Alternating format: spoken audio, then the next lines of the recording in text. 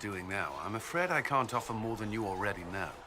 Anything else, I will answer as best I can. Why did you join the Order?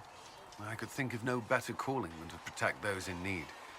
I used to beg the Templars at our local chantry to teach me. At first, they merely humored me. I must have shown promise, or at least a willingness to learn. The Knight Captain spoke to my parents on my behalf. They agreed to send me for training. I was 13 when I left home. 13? That's still so young. I wasn't the youngest there. Some children are promised to the Order at infancy. Still, I didn't take on full responsibilities until I was 18. The Order sees you trained and educated first.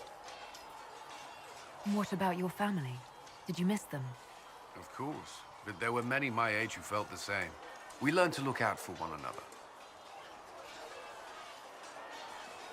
Do the Templars do anything besides hunt mages? Templars protect against the dangers of magic. Before the Order left the Chantry, that meant serving in a circle. They were also tasked with tracking apostates or fighting demons inevitably summoned by the weak or malicious.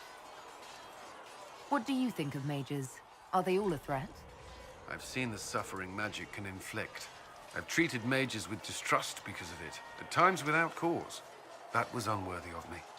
I will try not to do so here. Not that I want mages moving through our base completely unchecked. We need safeguards in place to protect people, including mages, from possession at the least. You've lived in the Circle. What was a typical day for a Templar there? Typical. The last time I was in a circle was right before it fell apart. Nothing was typical. Before that, then? Certain rituals require a full guard. A mage's harrowing, for instance. I've attended a few. Most of the time, you merely maintain a presence, on patrol or in the circle, ready to respond if needed. Mages pretend to ignore that presence, but they're watching you just as closely.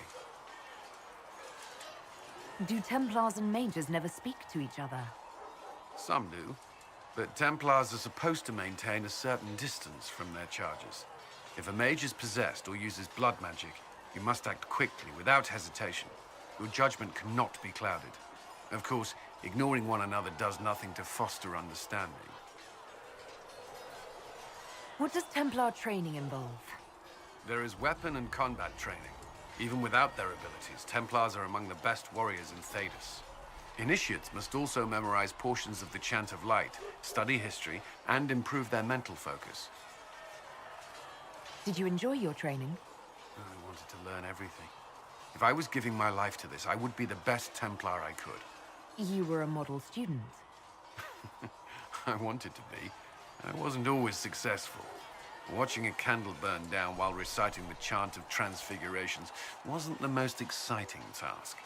I admit, my mind sometimes wandered. Do Templars take vows? I swear to the Maker to watch all the mages. That sort of thing. There's a vigil first. You're meant to be at peace during that time, but your life is about to change. When it's over, you give yourself to a life of service. That's when you're given a filter, your first draft of lyrium and its power. As Templars, we are not to seek wealth or acknowledgement. Our lives belong to the Maker and the path we have chosen. A life of service and sacrifice. Are Templars also expected to give up physical temptations? Physical? Why... why would you... That's not expected.